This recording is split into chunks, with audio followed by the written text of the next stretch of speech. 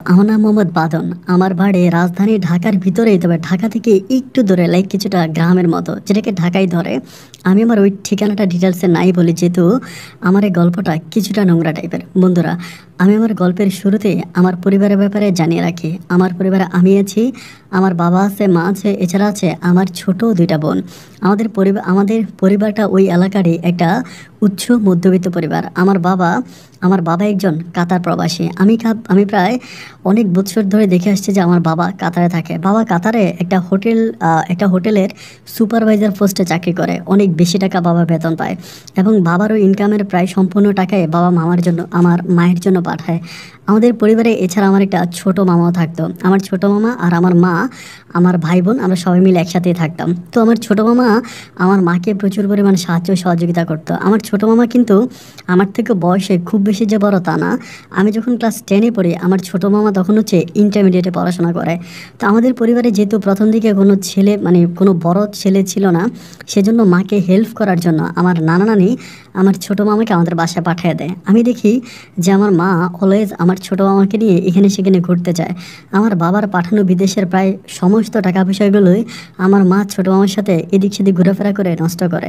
চোখে দেখার পরেও আমি তেমন কোনোভাবে প্রতিবাদ করতে পারি না, কারণ আমি কোনো কথা বলতে গেলে মা অলওয়েজ একটা কথা বলে যে তুই ছোট, তুই এত কিছু বুঝবি না। আমাকে অলওয়েজ মা ছোট ছোট বলে নিচু করে রাখে। এভাবে দিন আর রাতগুলো পার হচ্ছে। একটা সময় আমি যখন ক্লাস 10-এ পড়ি, ওই সময় আমাদের পরিবারে একটা দুর্যোগ দেখা দেয়। দুর্যোগটা বলতে এরকম, আমার বাবা হঠাৎ করে কার থেকে জানি কী শোনার পরে বাবা তখন হঠাৎ করে বাংলাদেশে আসে। বাংলাদেশে আসার পরে বাবা আমার মায়ের অ্যাকাউন্টে যে টাকা পাঠিয়েছে ওই টাকার হিসাব চায়। বিগত 5 বছর ধরে বাবা আমার মায়ের অ্যাকাউন্টে টাকা পাঠাচ্ছে, কিন্তু এই পর্যন্ত বাবা কখনোই টাকার ডিটেলস কোনো হিসাব নেয়নি। কিন্তু যখন হঠাৎ করে টাকার হিসাব নেওয়া শুরু করছে, সেক্ষেত্রে মা অনেকটা ব্যবলার মতো হয়ে যায়। মা ডিটেলসে হিসাব দিতে পারে না।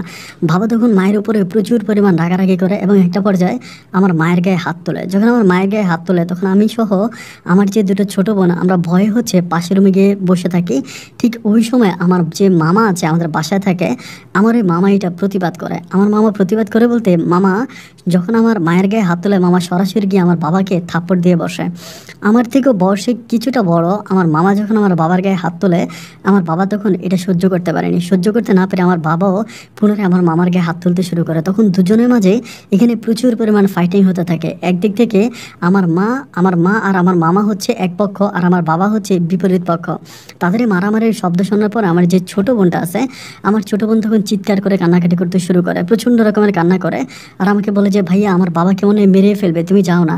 আমরা বাবার আত্মচিৎকার শুনতে পাচ্ছিলাম যে বাবাকে মারতেছে, বাবাই কান্না করতেছে। একটা পর্যায়ে আমি দরজা খুলে যাই, দরজা খুলে বাবাকে ধরি, এবং বাবাকে ধরা পড়ে সেখানে আমার মামা এবং মা দুজনেই আমাকে মারে। আমি সমস্ত মারগুলো খাই, এবং খাওয়ার পরে রাতের বেলা হচ্ছে আমার বাবা আমার নানা আর নানুকে হচ্ছে আমাদের বাসায় নিয়ে আসে। আসার পর এখানে পারিবারিক একটা দরবার হয়। ওই দরবারের ভিতরে আমার বাবা যে মায়ের অ্যাকাউন্টে টাকা পাঠিয়েছে, ওই টাকার হিসাব আমার বাবা আমার নানা নানুর কাছে যায়। কিন্তু সেক্ষেত্রে আমার নানা নানু বলে যে টাকা তুমি তোমার বউয়ের অ্যাকাউন্টে পাঠিয়েছো, এটা তোমার বউ জানে টাকা কোথায় রাখছে না রাখছে, এটা তোমার বউ তোমাকে হিসাব দেবে, আমরা কিভাবে দিবা। আমার বাবা যখন আমার মাকে জিজ্ঞেস করে যে তুমি টাকা কোথায় রাখছো, টাকা কী করছো, টাকার হিসাব দাও, তখন আমার মা বলে আমি আজকে থেকে 2-3 বছর আগে টাকা কি করছি এই হিসাব আমি দেবো কেমন করে। আমার আসলে খুব ডিটেলসে মনে নাই, কিন্তু যতটুকু মনে আছে ততটুকুই বলি যে প্রায় 30 লাখ টাকার মতো আমার মা হচ্ছে বেহুদা নষ্ট করে ফেলে। ওই টাকাগুলোর কোনো হিসাব আমার বাবাকে আমার মা দিতে পারে না। তখন ওই দরবারে হচ্ছে আমার যত নানা নানি ছিল এবং আত্মীয় স্বজন যারাই ছিল, সবাই আমার বাবাকে বোঝাচ্ছে, যাই হোক অন্যেরা তো আর নষ্ট করে নাই, যে নষ্ট করছে সে তোমার বউই হয়, তোমার বউ নষ্ট করছে, তো তোমার বউর উপরে আর তুমি রাগ করে করবাটা কি, সংসার করতে হবে, তোমার 2টা মেয়ে আছে, একটা ছেলে আছে। ওরকম করে আমার বাবাকে হচ্ছে সবাই বোঝায়। যখন বোঝায়, একটা পর্যায়ে আমার বাবার সমস্ত বুঝ মেনে নিয়ে আমাকে আর আমার বোনদেরকে বুকে জড়িয়ে ধরে বাবার সমস্ত কথাগুলো বলে যায়। এরপর থেকে ছোটো মামা আর আমাদের বাসায় থাকে না, উনি তখন হচ্ছে চলে যায়। উনি তখন হচ্ছে ওনার মানে আমার নানা নানির সাথে থাকতে শুরু করে, আমাদের বাসায় থাকে না। কারণ যেহেতু বাবার গায়ে হাত তুলছে, বাবা হয়তো মানে বাবার লজ্জার বাবার উনি সামনে আসতে পারে না। এইভাবে দিন আর রাতগুলো কাটতে কাটতে প্রায় 3 মাসের মতো কাটে। অ্যান্ড 3 মাস পর আমার বাবা কিন্তু প্রায় একেবারে চলে আসছিল, মানে বাবার ছুটিতে আসছে, বাবার প্ল্যানিং হচ্ছে যে বাবার মানে ফিরে যাবে না। কিন্তু যখন আমার মা সমস্ত টাকা পয়সাগুলো নষ্ট করে ফেলে, তখন তো বাবার কাছে আর কোনো উপায় থাকে না। দেন বাবা তখন পুনরায় আবার ওই কোম্পানিতে চাকরির জন্য যায়। যখন বাবা আবার পুনরায় ওই কাতারে কোম্পানিতে কাজ করে, তখন আগের মতো আর সুযোগ সুবিধা আমার বাবা থাকে না। বাবা বাড়ি থেকে যাওয়ার পরে প্রচুর পরিমাণ মানে অনেক ডিপ্রেশনে পড়ে যায়, ঠিকমতো কাজ করতে পারে না, খাওয়া দাওয়া করে না, ঘুমায় না, অলওয়েজ কান্নাকাটি করে, আমাকে ফোন করে প্রচণ্ড রকমের কান্নাকাটি করে। মানে বাবারে আত্মনাদ, বাবারে কান্নাকাটি আমি নিজেও সহ্য করতে পারি না, আমার দুটো ছোটো বোন আছে তারাও সহ্য করতে পারে না। কিন্তু বাবা আমার মায়ের সাথে সচরাচর কোনো কিছু শেয়ার করে না, মানে মাকে কোনো কিছু ডিটেলসে বলে না। এভাবে দিন আর রাতগুলো কাটতে কাটতে পরিস্থিতিটা এরকম হয়েছে, আমার মায়ের মনে কিন্তু বিন্দু পরিমাণও কোনো রকমের অনুশোচনা নেই। এই যে এতগুলো টাকা বাবা নষ্ট করে ফেললো বা টাকাগুলো কোথায় কী করলো, এটা নিয়ে মানে মায়ের মনে বিন্দু পরিমাণ অনুশোচনায় মা মায়ের মতো করে বিন্দাস তার সময়গুলো কাটাচ্ছিল। এভাবে সময়টা কাটতে কাটতে একটা পর্যায়ে হঠাৎ করে আমাদের হচ্ছে কুমিল্লার একটা কাকা থাকে, মানে কাকা বলতে আমার বাবা ওনাকে হচ্ছে ভাই ডাকছে আর কি, মানে ভাই ডাকছে তো উনি ছোট হয়, আমার বাবা যেহেতু ভাই ডাকছে ওনাকে আমি কাকা বলে ডাকি। ওই কাকা একদিন আমাকে হঠাৎ করে ফোন করে বলতেছে যে বাদন, তোরা একটা কথা বলি, এই মনটাকে একটু শক্ত কর, তোর বাবা হচ্ছে আজকে সকালে কার অ্যাক্সিডেন্ট করেছে। আমি শোনার পরে আমি তখন হচ্ছে স্কুলেই ছিলাম, আমি তখন হচ্ছে ক্লাস মানে এই এসএসসি পরীক্ষা দেবো, এসএসসি পরীক্ষার কয়েকদিন আগের এই ঘটনা, কিছুদিন আগে। তো আমি যখন এই নিউজটা পাওয়ার পরে আমার বুকটা তখন হঠাৎ করে কেঁপে ওঠে, আমি তখন ওইখানে প্রায় অজ্ঞানের মতো হয়ে যাই, কান্নাকাটি করতে থাকি। কান্না করতে করতে ঘরে আসি, ঘরে আসার পর থেকে যে আমার মানে দুইটা বোন ছিল, আমার যে ছোটো বোনটা ছিল ও তখন স্কুলে, আর ছোটোর বড়টা যেটা ও তখন স্কুল থেকে আসছে। আমি ওরা যে বলতেছি মা কোথায়, বলে মা তো ঘরে নাই। আমি বললাম যে মা ঘরে নাই, বাবা এরকম এরকম করে গাড়ি অ্যাক্সিডেন্ট করছে, বাবা হসপিটালে আছে। আমি তখন হচ্ছে আমাদের বাসার মানে আমার কাছে পার্সোনাল কোনো মোবাইল ছিল না, বাসার যে 3টে ফোন ছিল ওইটা দিয়ে মাকে ফোন করি। মা তখন বলতেছে, মাকে বললাম যে মা সর্বনাশ হয়ে গেছে, ওই কুমিল্লার আঙ্কেলে ফোন করে বলছে আব্বু নাকি গাড়ি অ্যাক্সিডেন্ট করছে, তুমি ঘরে আসো। এটা বলার পর মা বলে গাড়ি অ্যাক্সিডেন্ট করলে কী হয়েছে, মানুষ তো অ্যাভেলেবেলে গাড়ি অ্যাক্সিডেন্ট করে। আমি তো একটু আগে রিক্সা দিয়ে আসার সময় রিক্সা অ্যাক্সিডেন্ট করে বসছিল, তাতে কী হয়েছে, তোরা মন খারাপ করিস না, তোরা পড়াশোনা কর, আমি আসতেছি। এরপর 1 ঘন্টা পরে মা বাসা আসছে, বাসা আসার পরে মাকে আমি বললাম যে মা এই ঘটনা, আব্বা তো এরকম অ্যাক্সিডেন্ট করছে, এখন কী করা যায়। মা বলে বাদ দে, ঠিক আছে তোর ওই কাকার সাথে আবার কথা বল। তো আমি তখন আমার কাকাকে কল দিই, কাকা বলতেছে যে ওনাকে হসপিটালে আনছে, এখন হসপিটালে আছে, আমরাও আছি, দোয়া করো দেখা যাক কী হয়। তো ঠিক আছে, আমার মা তখন হচ্ছে যাই হোক মার এটা নিয়ে কোনো রকমের করেন আর কি, মানে আছে না যে হাজব্যান্ড অ্যাক্সিডেন্ট করলে বউ যেরকম একটু সিরিয়াস হয়, ওরকম সিরিয়াস না, মা মানে ব্যাপারটাকে সম্পূর্ণ হেলে দুলেভাবে কাটাই দিচ্ছিল। এভাবে কাটতে কাটতে একটা পর্যায়ে রাত হয়ে যায়, রাতের খাওয়া দাওয়া করি, খাওয়া দাওয়া করার পর আমি বিছনায় গেছি, আমার আর ঘুম আসতেছে না, মানে কেমন করে জানি মানে ঘুম আসতেছে না, আমি ঘুমানোর জন্য ট্রাই করতেছি, ঘুম আসতেছে না, খুবভাবে ট্রাই করতেছি, দেখতে দেখতে ঘড়িতে প্রায় রাত 3টার মতো বেঁচে যায়। যখন রাত 3টা বাজে তখন আমার কেন জানি আমার বাবার কথা প্রচুর মনে পড়তেছে, মানে এত যে মনে পড়তেছে আমি ভুলে বোঝাতে পারবো না। আমি মানে বাবার জন্য কেমন জানি আমার প্রচণ্ড রকমের কান্না আসতেছে। একটা পর্যায়ে আমি কী করি, আমার মা কিন্তু আবার সবসময় দরজা খোলা রেখে ঘুমায়, মানে দরজা আগে আটকায় ঘুমায়, তো এখন আর আটকায় ঘুমায় না, যেহেতু আমার মায়ের একটা প্রবলেম আছে। প্রবলেমটা বলতে এরকম, মা রাতের বেলায় মাঝে মাঝে কান্নাকাটি করে, মানে রাতের বেলায় মা কাঁদে, অনেকে গ্রামের বাসায় এটাকে বলে যে বোবাজিন, মানে বোবাজিনে ধরলে যেরকম মানুষ ঘুমড়িয়ে ঘুমড়িয়ে কাঁদে ওরকম করে মা কাঁদে। তো যে মা কান্নাকাটি করে সকালবেলা মায়ের গলা ভাঙা পাই, তো এই জন্য মা বলে যে আমার মনে হয় রাতে আমার প্রবলেম, যেন মা দরজা খোলাই রাখে। তো আমি তখন দরজা খোলা যেহেতু মায়ের, আমি মায়ের দরজাটা মানে ধাক্কা দিয়ে ভিতরে যাই, ভিতরে যাওয়ার পরে মায়ের মোবাইল ফোনটা হাতে নেই, হাতে নেওয়ার পরে মানে হাতে নিয়ে আমি দেখতেছি যে আমার মায়ের মোবাইল ফোনে 61টা কল উঠে আছে, মানে আমার মায়ের নাম্বারে কলগুলো এরকমভাবে উঠে আছে যে এক এক নাম্বার, মানে আমি দেখেই বুঝতে পারছি যে এটা বিদেশি কল, মানে বিদেশি নাম্বার থেকে কল দিলে যেরকম একবার এক নাম্বার ওঠে না, টিএনটি থেকে কলগুলো আসলে যেরকম হয় আর কি, এরকম নাম্বার দেখার পরে আমি তখন মানে একদম কনফার্ম হয়ে যায় যে এটা সম্ভবত আমার কাকাই ফোনটা করছে, মানে কুমিল্লার কাকা ফোন করছে। আমি তখন কলটা ব্যাক করি, ব্যাক করার পরে আমার কাকা তখন রিসিভ করে বলতেছে, একটা গালি দিয়ে বলে তোরা ফোন ধরতেছিস না কেন। আমি তখন বললাম যে মায়ের কাছে মোবাইল ছিল, মা তো ফোন সাইলেন্ট করে ঘুমিয়ে গেছে। পরে বলতেছে ভাবির আল্লাহ কোনোদিন জ্ঞান বুদ্ধি দিল না, শোন একটা কথা বলি, তোর সাথে এখন কে আছে। আমি বললাম যে কেউ নেই, মা ঘুমাচ্ছে আর ছোটো বোনটা তাদের রুমে ঘুমাচ্ছে, আমি মায়ের রুমে আসছি মোবাইল ফোন নেওয়ার জন্য। তখনই আঙ্কেল আমাকে বলতেছে তোকে একটা কথা বলি বাবা, আমি তো তোর বাবার মতোই ছোটোবেলা থেকে তোদের পাশেই ছিলাম, এবং তোর বাবা আমাকে ভাই ডাকছে, আমি আছি, তুই মন খারাপ করিস না, কান্নাকাটি করিস না, আজকের পর থেকে আমাকে বাবা বলে ডাকিস, তোর বাবা আর দুনিয়াতে বেঁচে নেই।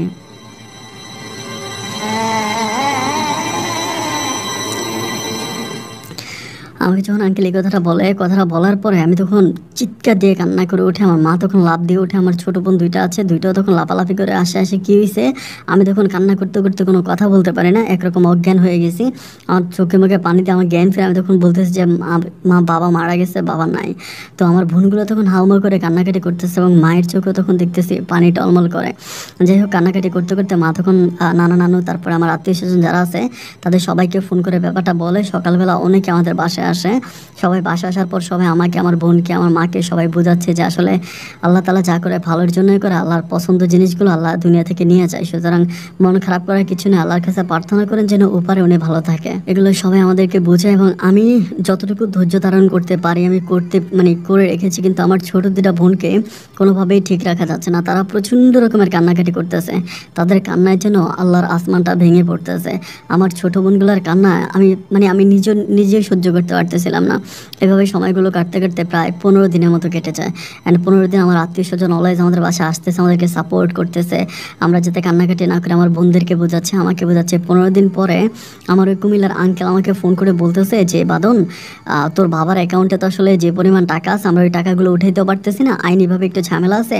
যেহেতু তোর বাবা মারা গেছে, ওর অ্যাকাউন্টে যে টাকা ডেথ সার্টিফিকেট লাগবে, অনেক প্রবলেম আছে। এখন লাশটাকে আমি চাই না বেশি দিন এখানে রেখে দিতে, আমি তার লাশটাকে দেশে পাঠিয়ে দিব।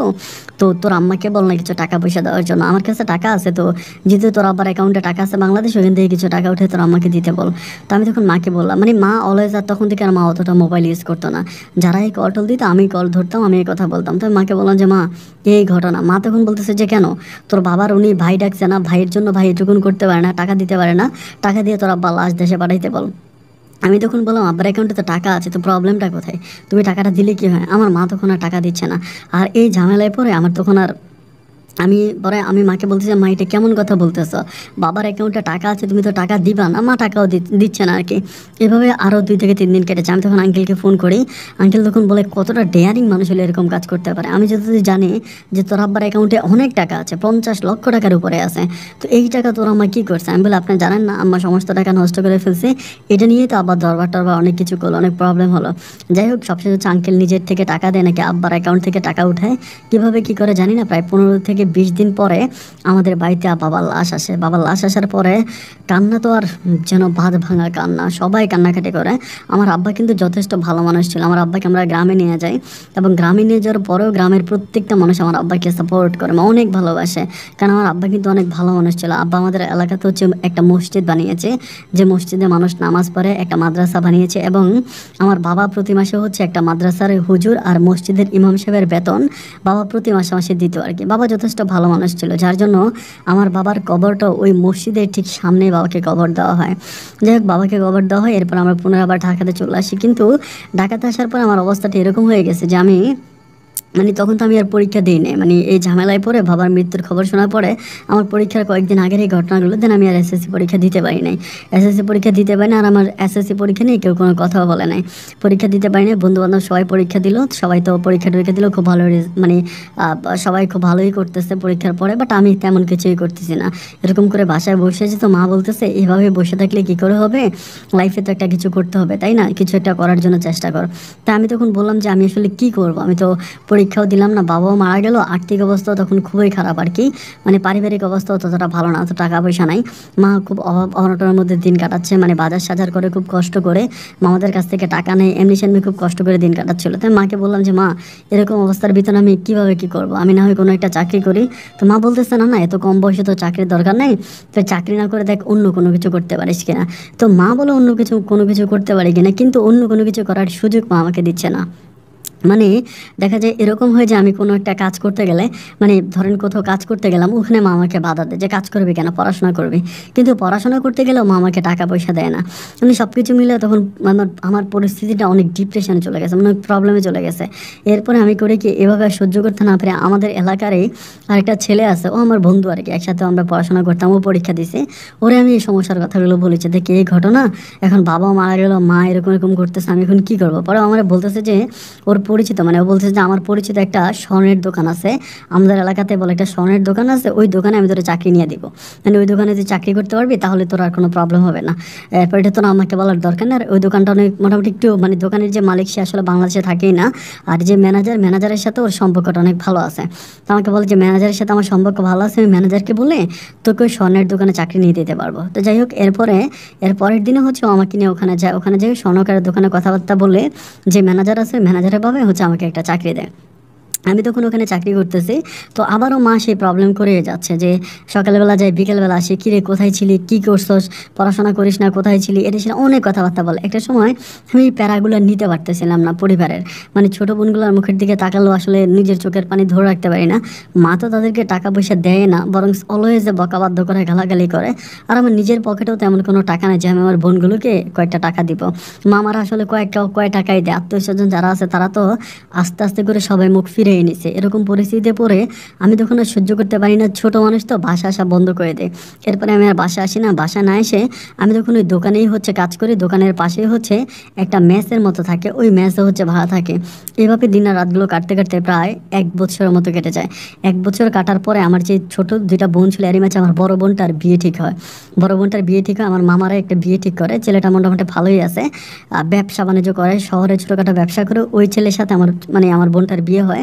এবং বিয়েতে আমরা খুব বেশি যে মজা মাস্তি করতে পেরেছি তা না, মানে মোটামুটি ভাবে যতটুকু পেরেছি নিজের সামর্থ্য মতো আমার বোনটাকে আমরা বিয়ে দিয়ে দিই। তখন পরিবারের মাঝে থাকে আমার সবচেয়ে ছোট যে বোনটা, আমার ছোট বোন, আর আমার মা। আর এভাবেই থাকতেছে, যাক দিন আর রাতগুলো এভাবে কাটতেছে। বাবার টাকার কোনো হিসাব তো নাই। আমি তখন ওখানে কাজ করে, মা কিন্তু এটা জানতেছে। তো আমার ভিতরে না অলওয়েজ একটা কষ্ট কাজ করেছে। আমার কত স্বপ্ন ছিল, আমার যে বন্ধু বান্ধবগুলো আছে তারা অনেকে ভালো ভালো কলেজে ভর্তি হয়েছে, গার্লফ্রেন্ড নিয়ে ঘুরে বেড়ায়।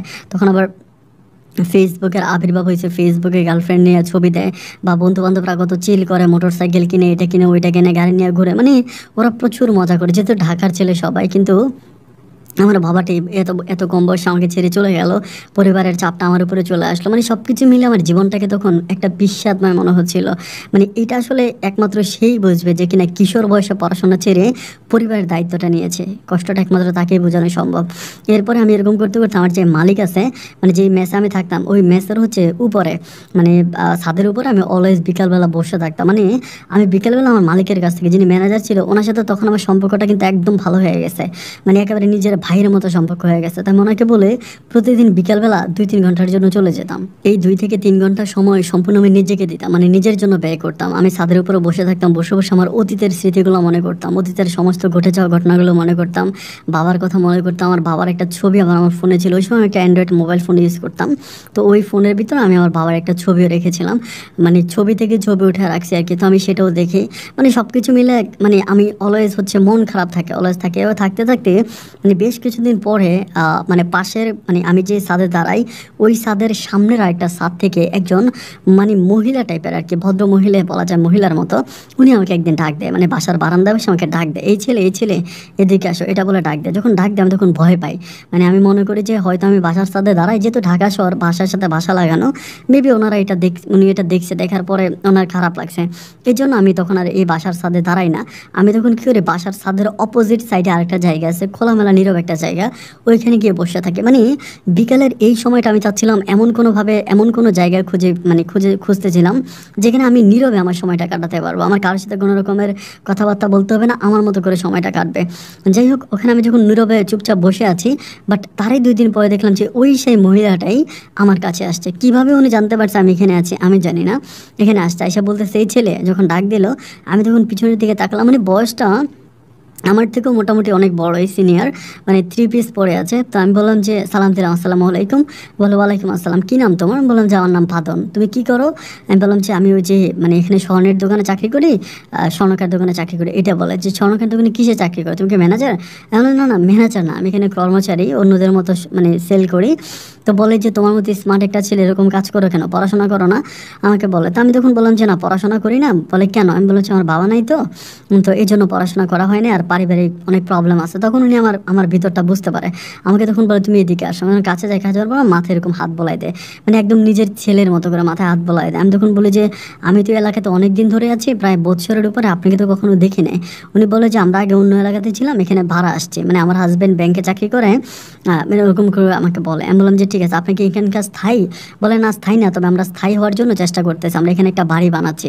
মানে ওনারা যেখানে ভাড়া থাকে তার পিছনে ওনার একটা অ্যাপার্টমেন্ট নিয়েছে, ওইখানে একটা বাড়ি মানে জায়গা জায়গা নিছে, ওইখানে বাড়ি বানাচ্ছে, ওরা এখানে স্থায়ী হয়ে যাবে। তো আমি তখন বললাম যে আচ্ছা ঠিক আছে, তো আপনি আমাকে কেন সেদিন বাসার সাথে ডাক দিছিলেন? পরে বলে যে আমি অলওয়েজ দেখি যে তুমি এখানে এসে দাঁড়ায় থাকো বা বসে থাকো, মানে দেখে মনে হয় যে তুমি যথেষ্ট সেড মোডে আছো, এই জন্য আমার খুব মায়া লাগছিল, এই জন্য তোমাকে ডাক দিলাম। কিন্তু তুমি তো এয়ারপোর্ট থেকে আর ছাদে ওঠো না, আমি প্রতিদিন বারান্দায় এসে তোমাকে খুঁজি কিন্তু তোমাকে আর পাই না। এরপরে আমি নিচে তোমাদের যে বাড়ির যে দারোয়ান আছে, মানে আমাদের মেসের দারোয়ান ছিল, সে দারোয়ানকে নাকি জিজ্ঞেস করেছে আমি কোথায় বসি, তো দারোয়ান বলেছে যে এখানে বসে, কারণ দারোয়ান তো অলওয়েজ দেখতো। এরপরে আমি বললাম যে কেন আপনি আমাকে খুঁজতেছেন কেন, আমার সাথে আপনার কাজ কি? তো বলে না কিছু না, এমনিতে তোমাকে খারাপ লাগে যার জন্য হচ্ছে বললাম। তো বাবু একটা কথা বলে রাগ করবো? আমি বললাম যে না রাগ করবো না। পরে তুমি কি মানে আজকে আমাদের বাসায় আসতে পারবে একটু রাতের বেলায়? এটা যখন বলে আমি তখন বললাম যে না না না, আমি রাতের বেলায় কারো বাসায় যাই না। মানে আমার নিজের মাঝে একটু খারাপ লাগতেছিল, উনি কোন ইঙ্গিত করে আমাকে বলে এটা তো আর আমি বুঝতেছি না। আমি বললাম যে না না না, রাতের বেলায় আমি কারো বাসায় যাই না, আমি যাবো না। বলে আচ্ছা ঠিক আছে, রাতে না আসো, তুমি কালকে সকালবেলা আসো। আমি বললাম যে সকালে আমি কিছু করি না, সকালে ঘুম থেকে আমি সরাসরি দোকানে চলে যাই, আমার সময় থাকে না। বলে তুমি লাঞ্চ করো কয়টা? আমি বললাম হ্যাঁ করি তো, দুপুরের দিকে। বলে দুপুরে আসতে পারবা? তো তখন তো আর আমি ফিরতে পারি না। বললাম যে আচ্ছা ঠিক আছে, কিন্তু কেন সেটা তো বলবেন। উনি বলে যে না তুমি যদি দুপুরে আমার বাসায় একটু আসো আমি খুব খুশি হবো বাবা, খুবভাবে বলে। তো যখন ভাবা করে সম্বোধনটা করে তখন আমি মানে আমার ভিতরটা কেমন কেঁপে ওঠে। আমি বললাম আচ্ছা ঠিক আছে ফাইন, আমি যাব। এর পরের দিন দুপুরবেলা আমি মানে চিন্তা করতেছি, আমতোর মধ্যে আছে যে আসলে যাবো কি যাবো না, মহিলা কেমন হতে পারে, কেন দাওয়াত দিল, আবার কি মনস্তাপ। ঢাকা শহর তো বিভিন্ন ডিস্ট্রিক্ট থেকে মানুষজন আসে, কার মনে কী আছে তা তো আর জানি না। ভিতরে তখন প্রচুর ভয় কাজ করে। একটা পর্যায়ে চিন্তা করলাম যে আচ্ছা ঠিক আছে, যেহেতু ডাকতেছে আমি যাই। এরপর দুপুরবেলা খুব আমতো করে আমি এবার 2 কেজি আপেল কিনেছিলাম, যে খালি হাতে যাবো, একজনের বাসায় যাচ্ছি তো আপেল নিয়ে যাই। উনি বলে যে আপেল কেন আনছো?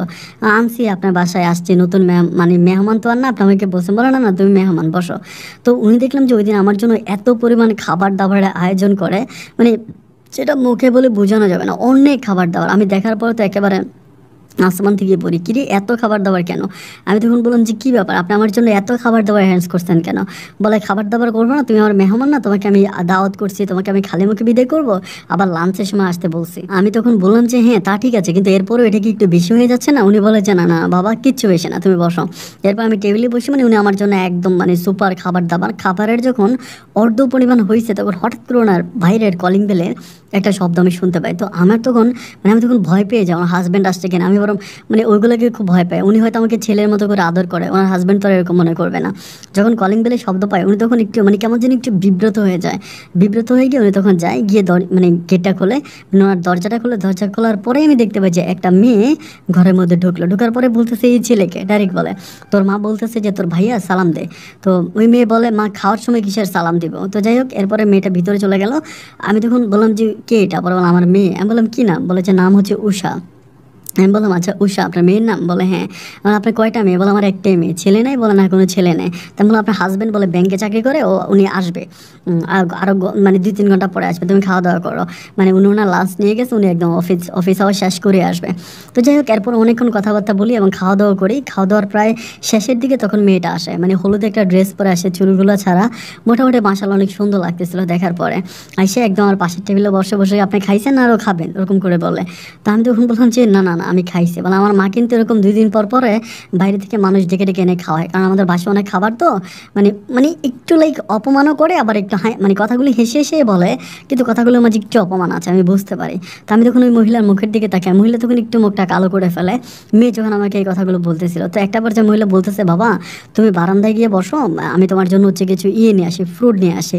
তো আমি বারান্দায় যে উনি অনেকগুলো ফ্রুট টুট কেটে আমার জন্য নিয়ে আসে। আমি তখন খাচ্ছিলাম, আমি বলতেছিলাম যে আপনার মেয়ে এরকম করে কেন বললো? বলে মেয়েটা না অনেক খারাপ বুঝছো, আমার মেয়েটা একটু এরকমই, কিন্তু দেখো আমার ভিতরে আমার অন্তরটা যেরকম না আমার মেয়ের অন্তরটা কিন্তু এরকম না। আমি বলি দেখেন আপনার মেয়েটা দেখতে অনেক সুন্দর, কিন্তু আল্লাহ তার মনটাকে এরকম করে কেন দিছে?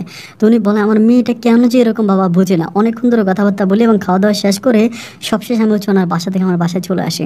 আবার আসার সময় ওনার ফোন নাম্বারটা নিয়ে আসে আর আমার ফোন নাম্বারটা উনি নিয়ে যায়। এরপর থেকে উনি আমাকে অলওয়েজ ফোন করে, মানে কোথায় আছে, কেমন আছে, ভালো আছে কি না, এরকম অলওয়েজ ফোন করতে করতে আমার সাথে ওনার মোটামুটি একটা ভালো সম্পর্ক হয়ে যায়, মানে মা ছেলের মতো। এরপরে আমি অলওয়েজ ওনার বাসায় যাতায়াত করি, মানে দোকানে চাকরি করে আমার বাড়িতেও যাই, আমার বাসায়ও যাই। আমার মাও তখন হচ্ছে কিছুই করে না, বাসায় থাকে, আমাদের টাকায় মা তখন চলতেছে। আমি তখন হচ্ছে ওই মহিলার বাসায় যাই। যেতে যেতে ওনার যে একটা মেয়ে আছে উষা তখন আস্তে আস্তে করে আমার সাথে ফ্রি হয়ে যায়, খুব ফ্রি হয়ে যায়। ফ্রি হয়ে একদিন আমাকে বলতেছে যে আচ্ছা আপনাকে একটা কথা বলি বাদন সাহেব, আমাকে দুষ্টমি করে ভাইও ডাকে, ভাদনও ডাকে, আবার ভাদন সাহেব বলেও ডাকে। তো বলে বাদন সাহেব একটা কথা বলি।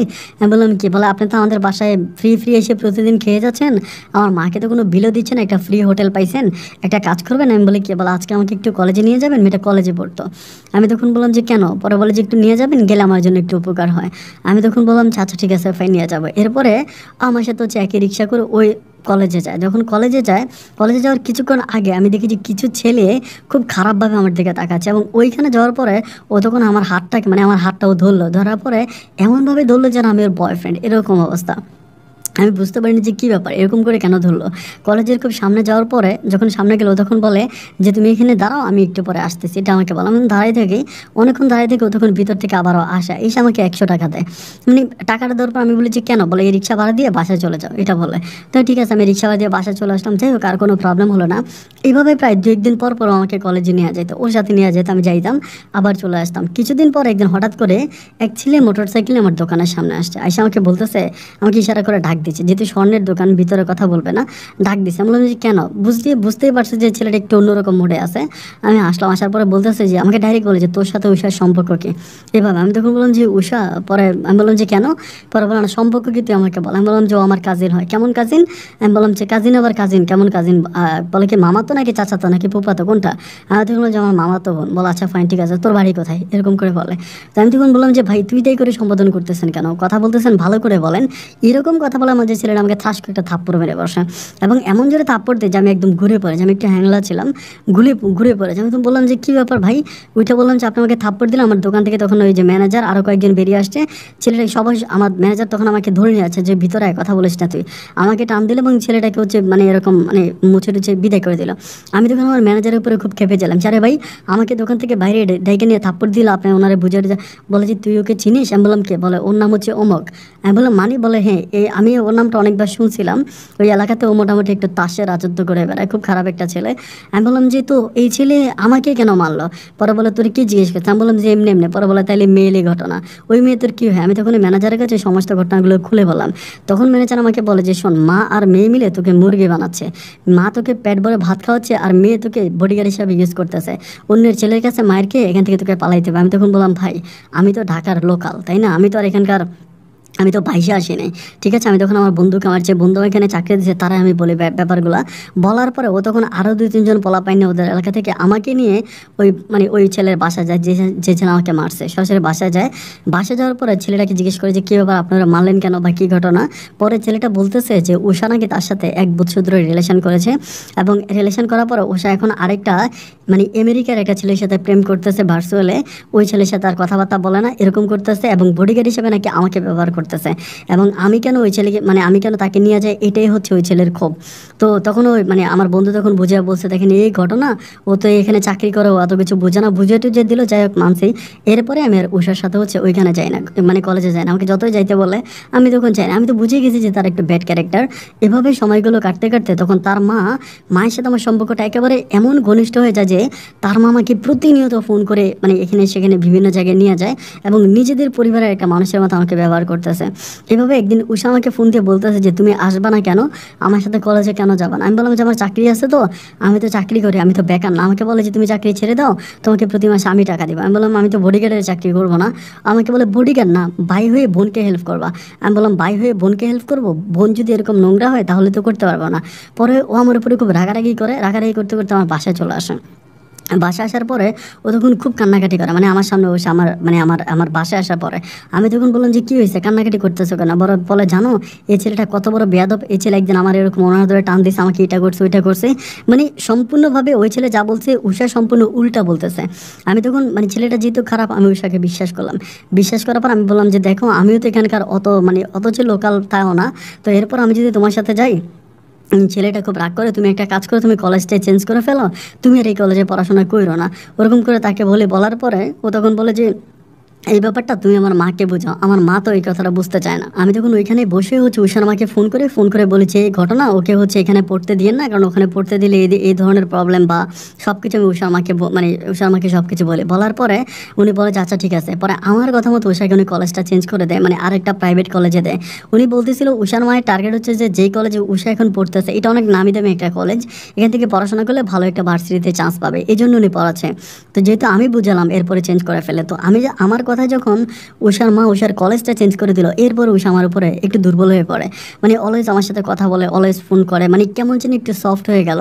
আমার বিপদে আপদে অলওয়েজ আমার সাথে মিশে থাকে। এভাবে থাকতে থাকতে আমার বুকের ভিতর জমে থাকা আমার ফ্যামিলির ওই প্রবলেমের কথাগুলো আমি উষাকে বলেছি। আমার এই ঘটনা, আমার পারিবারিক সমস্যার স্টোরিগুলো তাকে বলি যে এই ঘটনা আমার মানে বাবা এভাবে মারা গেল, মা এরকম, বোনগুলোর কথা বলি, সব বলি। বলার পরে তখন উষার সাথে উষা আমার প্রতি একটা অন্যরকম সিম্প্রীতি ওর মনে জন্ম হয়। এভাবে কথা বলতে বলতে বলতে বলতে আল্লাহই জানে, আমি জানি না কখন জানি উষার সাথে আমার একটা মিষ্টি প্রেমের সম্পর্ক হয়ে যায়। এবং এই সম্পর্কটা এতটাই গভীর হয়ে যায় যে আমি বুঝতেই পারি না যে কীভাবে, যেখানে সে আমাকে মাঝে মাঝে ভাই ডাকতো বা আমি তাকে হেল্প করতাম, তার মা আমাকে ছেলের মতো জানতো, সেক্ষেত্রে সম্পর্কটা কীভাবে হয়ে যায়। মানে প্রতি রাত আমি তার সাথে প্রতি রাতে কন্টিনিউ 2 ঘন্টা 3 ঘন্টা ধরে কথা বলতাম। এরকম ফোনে কথা বলতে বলতে দুজনের মানে অজান্ত হচ্ছে ওই রিলেশনটা হয়ে যায়। যখন রিলেশনটা হয়ে যায় তখন আমি তাকে অলওয়েজ বলেছি আমাদের এই রিলেশনের তো কোনো ভ্যালু নাই, বা আমরা আসলে কীভাবে কী করব। আমার পারিবারিক যে ব্যাকগ্রাউন্ড বা যে অবস্থা, এটা তো কোনোভাবেই হতে পারে না। আমার মানে এখনও অবিবাহিত একটা বোন আছে, আরেকটা বোনকে বিয়ে দিলাম। আমার বোনটাকে যেখানে বিয়ে দিছি ওইখানে কিন্তু আমার বোনটা খুব বেশি হ্যাপি নাই, অলওয়েজ স্বামীর সাথে মারামারি, ফাইটিং। আমার বোন আমাদের বাসায় চলে আসে, স্বামীটা খুব একটা ভালো না। তো এরই মাঝে বাবা নাই, মামাদের টাকায় মা চলতেছে, ওরকম করে খুব কষ্ট করে আমি ওকে মানে উষাকে খুবভাবে বুঝাই। সে তখন বলে যে তুমি টেনশন করো না, আমি তো আছি, আমি একদিন পড়াশোনা করব, পড়াশোনা কমপ্লিট করে আমি ভালো একটা জব করব, এবং জব করার পরে আমার টাকায় তুমি চলতে পারবা। মানে ও আমাকে এরকম করে বুঝাইতো। আমি আসলে মানে প্রেম ভালোবাসার ভয় পাইতাম না, ভয় পাইতাম একটাই যে ভালোবাসার পরে বিয়ে করতে হবে, বিয়ে করলে আমি তাকে কীভাবে চালাবো, কীভাবে খাওয়াবো। আমি যেখানে চাকরি করতাম ওখানে আমি 16,000 টাকা বেতন পাইতাম। আমি 16,000 টাকা দিয়ে আমি নিজেই চলতে পারতাম না। মানে ঢাকা শহরে নর্মালি একটা মানুষ চলতে গেলেও 18-20 হাজার টাকা লাগে। তো আমি তখন বললাম যে আমার দ্বারা তো এগুলো সম্ভব না। ও তখন আমাকে খুবভাবে বোঝায়, এবং শুধু বোঝায় যে বললে ভুল হবে, আমাকে টাকা পয়সাও দেয়। যখন আমি যেটাই বলি টাকা পয়সা দেয়, শপিং করে দেয়, আমার মায়ের জন্য কেনাকাটা করে দেয়, বোনের জন্য কেনাকাটা করে দেয়। এরকম করে আমাদের সম্পর্কটা খুবই ডিপ হয়ে যায়। এভাবে প্রায় আরও 8 থেকে 9 মাসের মতো কাটে। 8-9 মাসে কাটার পরে একদিন উষার বাবা আমার নাম্বারে কল দেয়। এ পর্যন্ত কিন্তু উষার বাবার সাথে আমার বেশ কয়েকবার দেখা হয়েছে, উনি আমাকে চিনে বা যতদিন আমাকে জানো ওনার সাথে সম্পর্কটা মোটামুটি ভালো। উষার বাবা একদিন আমাকে কল দিয়ে বলতেছে যে বাঁধন, তোমার সাথে একটু কথা আছে, তুমি ব্যাংকে আসো। মানে উনি যে ব্যাংকে চাকরি করে সেই ব্যাংকে আমাকে যেতে বলে। আমি তখন বললাম আচ্ছা ঠিক আছে, আমি আসতেছি। আমি তখন ব্যাংকে যাই। ব্যাংকে যাওয়ার পর উনি আমাকে মানে ব্যাংকের ওদের বাইরে হচ্ছে একটু খোলা মানে চায়ের দোকান আছে, ওইখানে সামনে বসার মতো জায়গা আছে, ওইখানে আমাকে নিয়ে বসায়। বসে আমাকে বলতেছে তোমাকে কে কথা বলি বাঁধন, মনে কিছু নিও না। আমি বললাম যে না না বলেন। পরে বলে যে তুমি আমাদের বাসায় যাচ্ছ, আমার ওয়াইফ তোমাকে নিজের ছেলের মতো রেসপেক্ট করে বা নিজের ছেলের মতো আদর করে, তুমি আমাকে সম্মান করো, ভালোবাসো, আমার মেয়ের সাথেও তোমার একটা ভালো সম্পর্ক আছে, কিন্তু সব কথার ঊর্ধ্বে একটা কথা আছে। আমি বললাম যে কোনটা? উনি আমাকে বলে যে তুমি যত যাই করো না কেন আমার পরিবারের কলিজায় কিন্তু তুমি হাত দিতে পারো না। উনি ডাইরেক্ট আমাকে এটা বলে। আমি তখন বললাম যে মানে আমি কি করলাম? উনি বলে যে তুমি উষার সাথে তোমার সম্পর্কটা কি, এরকম করে আমাকে বলে। কিন্তু যখন এটা বলে আমি তখন একটু মানে বিব্রত হয়ে যাই। বললাম যে না তেমন কিছুই না, আমরা ফ্রেন্ড। বলে কেমন ফ্রেন্ড? আমার মেয়ে, আমার বউ যদি তোমাকে ছেলে ডেকে থাকে তাহলে আমার বউ হচ্ছে তোমার মা, হ্যাঁ, আর আমার মেয়ে হচ্ছে তোমার বোন। তো বোনের সাথে ফ্রেন্ডের সম্পর্ক কীরকম হয়? আমি তখন বললাম যে আসলে আপনি মানে আঙ্কেল আপনি খারাপভাবে নিচ্ছেন, ওরকম কিছুই না। ওই তখন আমাকে বলে যে জাস্ট আমি তোমাকে ওয়ার্নিং দিয়ে রাখলাম, আমি তোমাকে সতর্ক করে রাখলাম যে যদি এরকম কিছু হয়ে থাকে তবে প্লিজ এখনই পিছু হাঁটো, আমার বাসায় যাতায়াত অফ করো, এটাকে অফ করো, যদি অফ না করো এর পরিণতি কিন্তু খুব ভয়ানক হয়ে যাবে। উনি এভাবে আমাকে একরকম ধমক দেয়। তো ধমক দেওয়ার পর আমি তখন ওখান থেকে আসার সময় উষার নাম্বারে কল দিই, বলে যে এই ঘটনা, তোমার বাবা আমাকে অফিসে ডেকে নিয়ে এরকম বলছে। বলে ও আল্লাহ, তাহলে ঘটনাটা আমি বুঝতে পারছি। আমি বললাম কি? বলে বাবার ফোনে ব্যালেন্স ছিল না, বাবা কোথায় জানি কল দেবে, আমার কাছ থেকে আমার মোবাইল ফোনটা নিয়ে গেল। আমি বললাম তো মোবাইল ফোন নিলে তোমার মোবাইল চেক করছে? বলে চেক করে নাই। চেক করবে কি? আমার মোবাইলের ডিসপ্লেতে আমি তোমার একটা ছবি দিয়ে রাখছি। আমি বলি সর্বনাশ। বলে ওই ডিসপ্লের ছবিটা দেখে বাবা হয়তো মাইন্ড করছে, কারণ গভীর রিলেশন ছাড়া তো কেউ কারো ছবি হচ্ছে মোবাইলের ডিসপ্লেতে দেয় না। আমি তখন বললাম যেটা তুমি কী করলা, এখন তো তোমার আব্বা এরকম করে সন্দেহ করছে। পরে বলো আচ্ছা ঠিক আছে, সন্দেহ করলে কী হবে, মানে আমরা তো বিয়ে করবো একদিন, বাবাকে বলতেই হবে তাই না? আমি তখন বললাম আচ্ছা ঠিক আছে, এখন তুমি যেটা ভালো মনে করো সেটাও করো। যাক, এই প্রবলেমের পরও আরও 2-3 মাস সম্পর্কটা চলতেছে। 2-3 মাস পরে উষার বাবা মোটামুটি ফুললি ব্যাপারটা বোঝা যায় যে উষা আমার উপরে উইক, এবং উনি তখন বুঝতেই পারে যে উষার মা মানে আমার ওই আন্টি, উনি আমার উপরে দুর্বল, উনি একা কী করতে পারবে। তখন তো উনি চিন্তা করলো যে কোনো সময় উষার মা উষাকে আমার হাতে তুলে দেবে, এবং উষার মা রাজিও আছে একরকম। উনার মানে মুভমেন্ট, কথাবার্তা শুনে বোঝা যায় যে উনি আমার উপরে রাজি, আমি বললে উনি রাজি হয়ে যাবে। এরপর একটা সময় উষার বাবা হঠাৎ করে উষার বিয়ে ঠিক করে ফেলে। মানে অন্য একটা জায়গায় ওনার একটা ফ্রেন্ডের ছেলের সাথে, ওই ছেলেও ব্যাংকে চাকরি করে, ওই ছেলের কাছে বিয়ে দিয়ে দিবে। এখন উষাকে বলে, উষার মাকে বলে। পরে উষা আমাকে ফোন করে বলে যে এই ঘটনা বাঁধন, বাবা বলতেছে বাবার এরকম ফ্রেন্ডের ছেলে আমাকে দেখতে আসবে, দেখতে আসলে আংটি পরাই দিবে, এবং ওই দিন হচ্ছে বিয়ের দিন তারিখ ঠিক হয়ে যাবে। আমি তখন বললাম যে না, এটা হতে পারে না, কারণ আমি তোমাকে পছন্দ করি, তোমাকে ভালোবাসি, এটা কীভাবে সম্ভব? ও তখন বলে যে আমার যারা ধারায় তো কিছুই করার নাই, বাবা আমার উপরে খুব ক্ষেপে গেছে, আমাকে মারার জন্য আসছে, এখন বাবা ফাইনালি এই ডিসিশন নিয়ে নিচ্ছে, আমি এখন কী করবো? আমি তখন বললাম ঠিক আছে, তুমি টেনশন করো, আমি তখন তোমার আম্মার সাথে কথা বলি। এই সেদিন সর্বপ্রথম আমি উষার মাকে সমস্ত ব্যাপারগুলো খুলে বলি। আমি বললাম যে দেখেন, আমি তো আসলে জন্ম থেকে কোথাও শান্তি পাইনি, প্রতিটা মুহূর্তে পারিবারিক প্রবলেমগুলো আমি ফেস করে আসছি, সব জায়গায় সমস্ত কষ্টের মধ্যে আমার দিনগুলো কাটতেছে। এখন আমি আপনাকে রিকোয়েস্ট করতেছি, মানে আপনি অন্তত আমার জন্য কিছু একটা করেন। এটা বলে একদম কান্না করে দেয়, তার মায়ের হাতে পায়ে ধরে।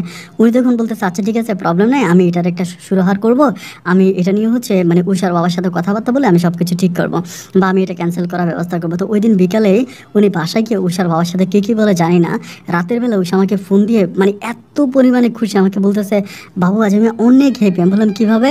পরে বলে আমার বাবা সমস্ত ব্যাপারগুলো মেনে নিছে। আমি তো তখন শুনে খুব অবাক হয়ে গেলাম যে কীভাবে মেনে নিল, যে মানুষটা এত হার্ড ছিল। পরে বলে আম্মা মানে আম্মা খুবভাবে বুঝাইছে, মানে আম্মা বুঝাইছে এরকম যে দেখো আমাদের তো কোনো ছেলে নাই, আমরা তো অলওয়েজ হচ্ছে মানে আমাদের কোনো ছেলে নাই, বা আমরা মানে তোমারও কোনো ছেলে নাই, একটা মাত্র মেয়ে, মানে ছেলেটা বাঁধন অনেক ভালো, বাঁধনের কাছে যদি আমাদের মেয়েটাকে বিয়ে দেয় তাহলে বাঁধন আমাদের ঘরে থাকবে, আমাদের খোঁজ খবর নেবে, এরকম করে বাবাকে খুবভাবে মা বুঝাইছে। এবং বোঝানোর পরে একটা সময় বাবা রাজি হয়েছে। এখন বাবা বলছে তুমি বাবার সাথে দেখা করো, অথবা তোমার আম্মাকে দিয়ে বাবার সাথে কথা বলো। আমি তখন বললাম যে বাহ আলহামদুলিল্লাহ, আমি তো মহা খুশি। এই একটা খুশিতে আমি যেন খুশিতে একেবারে আত্মহারা হয়ে গেলাম। আমি বললাম আচ্ছা ঠিক আছে, আমি ব্যাপারটা নিয়ে মায়ের সাথে কথা বলবো, মাকে আমি সব কিছু বলবো এবং মাকে দিয়ে হচ্ছে আমি প্রস্তাব পাঠাবো। তো এইভাবে 2 দিন মানে এভাবে যাক মোটামুটি সব চলতেছে। তো উষা আমাকে অলওয়েজ বলতেছে যে তুমি মানে আন্টিকে কেন বাবার কাছে পাঠাচ্ছ না, বাবার কাছে পাঠাও, বাবার সাথে কথা বলো। আমার টার্গেট হচ্ছে যেহেতু পারিবারিক অবস্থাটা এখন একটু খারাপ, মানে খুব খারাপের দিকে যাচ্ছে, আমি আমার কিছু বন্ধু বান্ধবের কাছ থেকে কিছু টাকা পয়সা নিব, আগে কিছু টাকা পয়সা নিব, আমার মায়ের হাতে আগে কয়টা টাকা দিতে হবে, টাকা না দিলে এরকম কথা বললে মা তখন ব্যাপারটা ইজিতে মেনে নেবে না। মাকে হয়তো 50,000 60,000 টাকা যদি হাতে দিই, দিয়ে যদি বলে যে মা এই টাকাটা তুমি নাও এবং তুমি এই ব্যাপারগুলো অ্যারেঞ্জ প্যারেঞ্জ করো, তাইলে হয়তো মা রাজি হতে পারে। ওই টাকা জোগানোর জন্য আমি তখন হচ্ছে উষাকে বললাম যে ঠিক আছে ওয়েট করো। প্রায় 1 সপ্তাহ পরে হঠাৎ করে একদিন আমার এক বন্ধু আমাকে ফোন করে বলে যে বাঁধন মানে আমাকে ডাইরেক্ট বলছে যে বাঁধন সর্বনাশ হয়ে গেছে, এরকম করে বলে। আমি বললাম যে কী হয়েছে? পরে বলে তুই কই আসছ? আমি বললাম যে আমি তো দোকানে। বলে তাড়াতাড়ি অমুক জায়গায়, একটা জায়গার ঠিকানা দেয় আমাকে। তাই আমি বললাম যে কোন জায়গা? বলে অমুক জায়গায় তুই তাড়াতাড়ি, মানে আমাকে একটা হোটেলের ঠিকানা দেয়।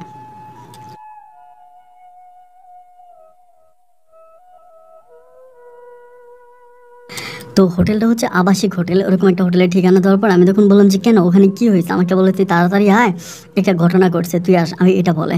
আমি তখন বললাম যে কেন, মানে বলা যায় না? ও বলে তুই তাড়াতাড়ি। তো আমি তখন যাচ্ছিলাম, গিয়ে দেখি মানে হোটেলের সামনে ও দাঁড়ায় আছে, কিন্তু মানে হোটেলের মানে কেউ নেই ভিতর, ও দাঁড়ায় আছে বাইরে। আমি তখন বললাম কী রে, কী হয়েছে? আমার বলে তুই এত লেট করলি কেন? আমি বললাম যে লেট মানে আমি তো রিক্সা পাইতে হবে তাই না, আমার তো নিজেদের গাড়ি নেই। ও বলে যে বন্ধু একটা ব্যাপার দেখলাম, খুব খারাপ লাগলো আমার কাছে। আমি বললাম যে কী? পরে বলে তুই বাড়িতে কখন যাবি? আমি বললাম যে এখনই যাবো। পরে বলে তুই তোর বাড়িতে না গিয়ে তোর নানু বাড়িতে যা, এটা আমাকে বলে। আমি বললাম যে কেন, নানুর বাসায় কেন যাবো?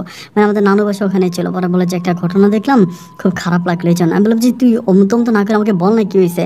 আমাকে বলে যে এই হোটেলে রেড হয়েছে একটু আগে, এবং রেডের ভিতরে আমি দেখলাম যে তোর মাকে একটা মানে একজন ভদ্রলোকের সাথে তোর মা এখানে।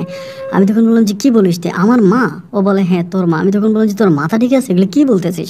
ও বলে আমি যেটা বলতেছি একদম সত্য বলতেছি, আমি নিজের চোখে দেখছি আন্টিকে, মানে পুলিশ অলরেডি ধরে নিয়ে গেছে থানাতে, এবং আন্টি দেখলাম যে মোবাইল দিয়ে তোর আব্বাকে মানে তোর ইয়েকে নানা ভাইকে কল দিচ্ছে, তো নানা ভাই থানাতে আসতেছে, এরকম ঘটনা। এখন তুই খুঁজতে নানা বাড়িতে যা, তখন ডিটেলসে জানতে পারবি। আমি এটা শোনার পর একদম আসমান থেকে বললাম, মানে আমি কী করবো ঠিক বুঝতে পারতেছিলাম না ওই মুহূর্তে। আমি তখন কী করে আমার মোবাইল ফোনটা বের করে মার নাম্বারে কল দিই, মায়ের নাম্বারটা বন্ধ। মায়ের নাম্বারটা যখন বন্ধ পাই, আমি তখন কী করে আমার ছোটো মামারে কল দিই। ছোটো মামা তখন কলটা রিসিভ করে। আমি বললাম যে মামা আপনি কই? পরে বলে বাসায়। আমি বললাম যে মা কই?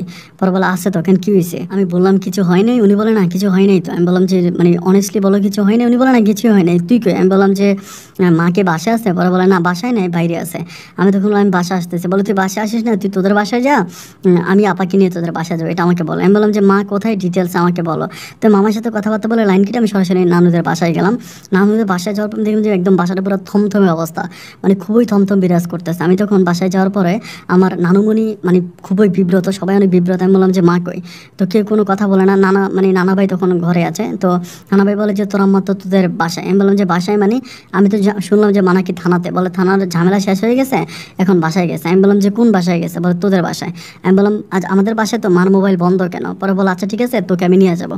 এরপরে নানা নানু দুজনে মিলে আমাকে নিয়ে হচ্ছে আমার মানে আমাদের বাসায় যায়। বাসায় যাওয়ার পরে আমি দেখি যে আমার মা ঘরে মানে বসে আছে, কান্না করতেছে।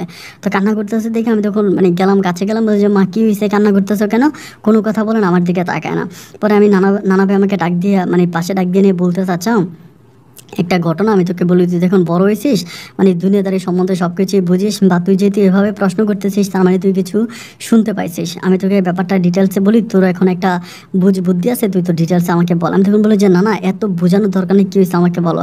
পরে বলে তোর বাবা মারা যাওয়ার পরে তোর মাকে আমরা বিয়ের জন্য অনেকভাবে বলছিলাম, মানে অনেকভাবে বলছিলাম, কিন্তু তোর মা সেই সময় বিয়ে বসে না এবং বলে যে তোদেরকে নিয়ে জীবন কাটাবে, ও পুনরায় বিয়ে মানে বিয়ে ও লাইফে আর দরকার নেই। কিন্তু ও যে এরকম একটা কাজ করবে আমি বুঝতেই পারি না এই বয়সে। আমি বললাম যে কী করছে?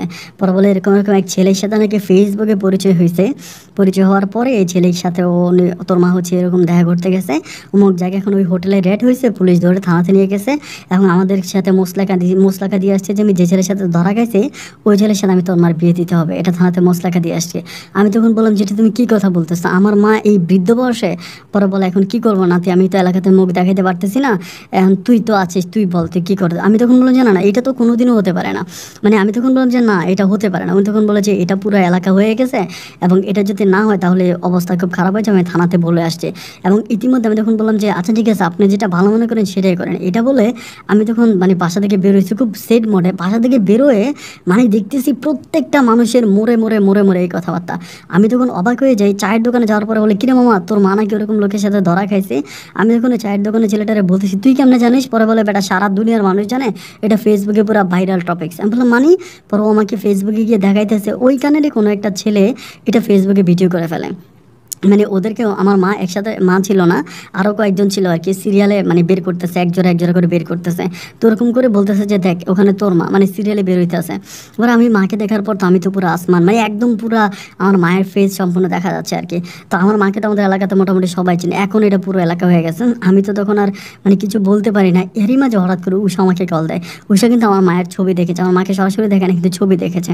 উষা আমাকে ফোন দিয়ে বলতেছে তুমি কোথায়? আমি বললাম যে আমাদের এলাকাতে বাসা গেছে। ও বলে তোমার আম্মা নাকি এরকম এরকম আবাসিক হোটেলে ধরা গেছে ডাইরেক্ট।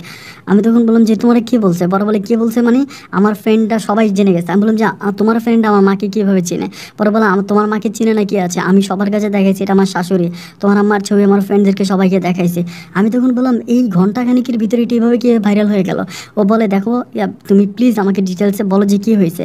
আমি তখন বললাম যে দেখো উষা তুমি যেটা জানতে পারছো এটা ট্রু এই ঘটনা মানে সব খুলে বলে।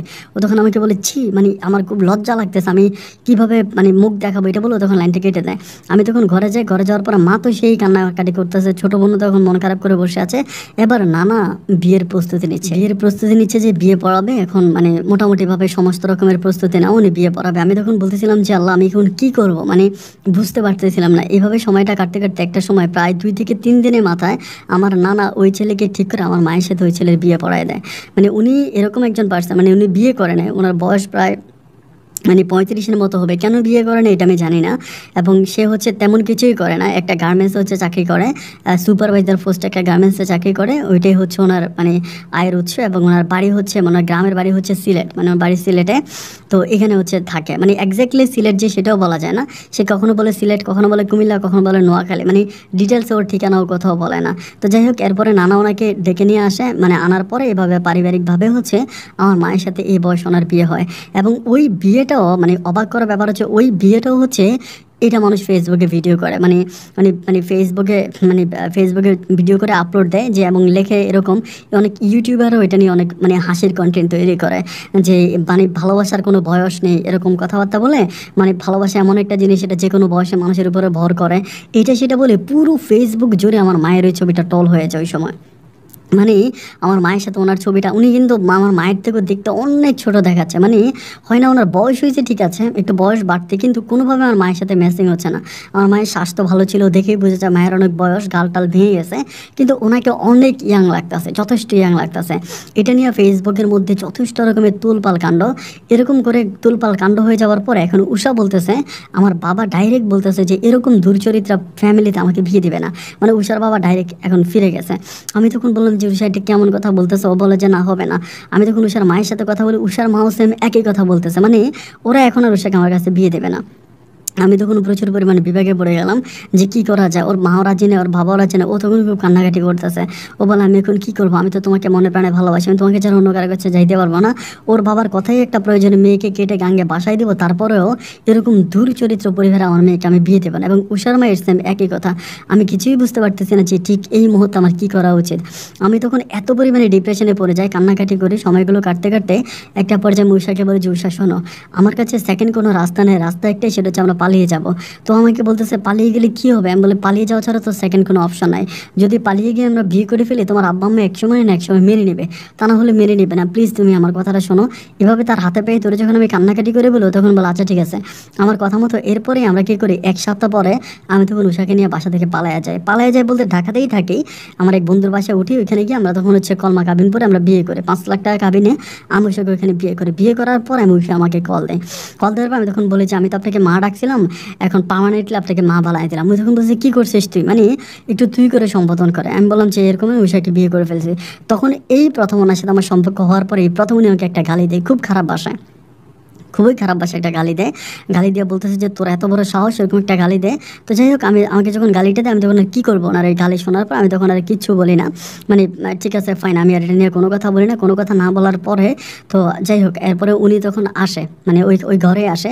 আসার পর উষা আর আমি একসাথে বসে থাকি, যা উষাকে 2টা থাপ্পড় মারে। মায়েরা বলছে যে এটা কী করলি, কীভাবে করলি বা কী করতে পারলি।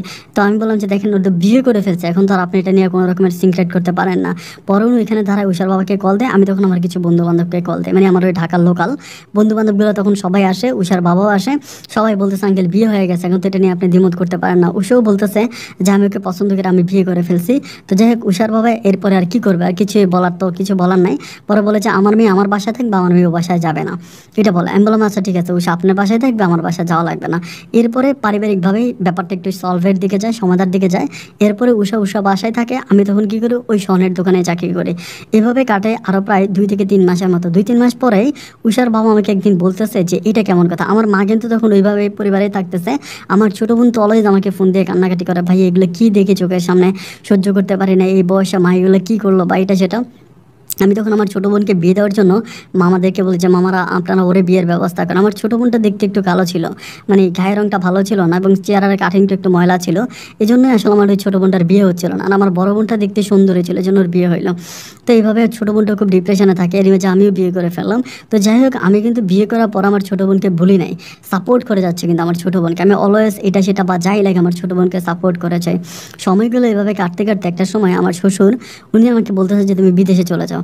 আমি বললাম যে আমি বিদেশে কীভাবে যাবো। উনি বলে যেভাবেই হোক তুমি বিদেশে যাও, মানে বিদেশে ছাড়া তো তুমি কিছু করতে পারবা না, বা এখানে দেশে থেকে তুমি কী করবা। ঠিক উনি যখন আমাকে বিদেশের কথা বলে, আমার ওই সময় আমার ওই কুমিল্লার আঙ্কেলের কথা মনে পড়ে, যে আঙ্কেল আমার বাবার জন্য এত ত্যাগ স্বীকার করছে।